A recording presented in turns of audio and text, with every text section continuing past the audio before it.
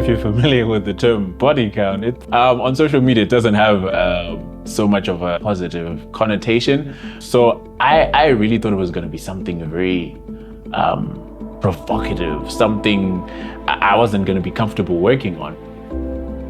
Firstly, as a feminist, body count to me speaks of stigma. So when I heard body count first, I thought, okay, this is going to be a woman who has had various sexual partners and is being judged for that, and they're being counted. When I heard of the title body count, my mind traveled far. And you know, body counts right now is such a hot subject. It's a hot topic. So I thought, well, maybe we're gonna do like a documentary on body counts. It's gonna be a story that just, you know, focuses on women's experiences with guys, or maybe my own experiences.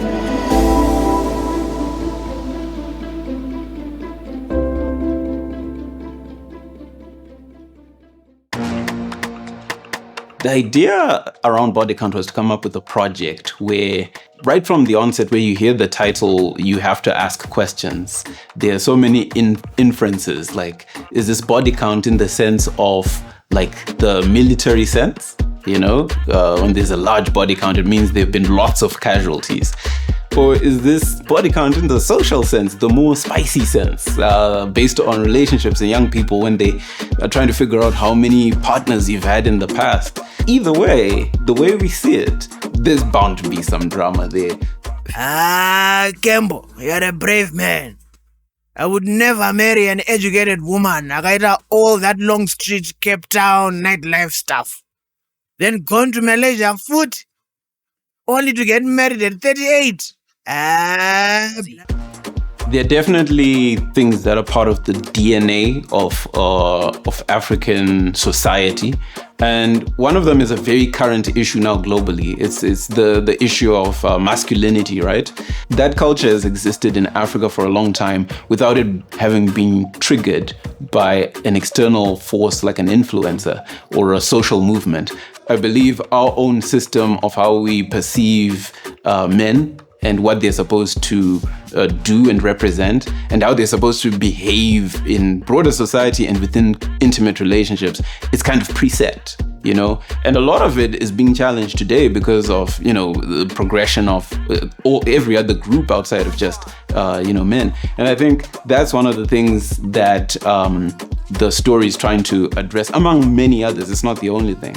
And, one of the chief issues that comes out probably in the very first episode, which is peer pressure, right?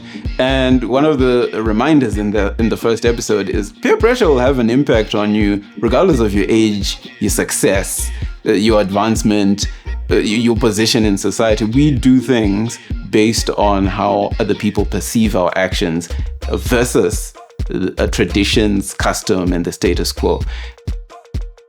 When you look at the characters and the challenges that they've had to deal with, you kind of see how there are a lot of issues that the characters are dealing with that are not so easy for men to speak about with ease, you know? So just giving them that opportunity, or given a situation now, we can explore what the characters are dealing with, and with such detail, you know, it helps really in now getting to those untapped areas that most men would not necessarily want to make public, or that they find difficult to make public. I'm not making excuses, but I allowed some dumb ideas I heard from my friends to get into my head. And Inini, I won't let that happen again.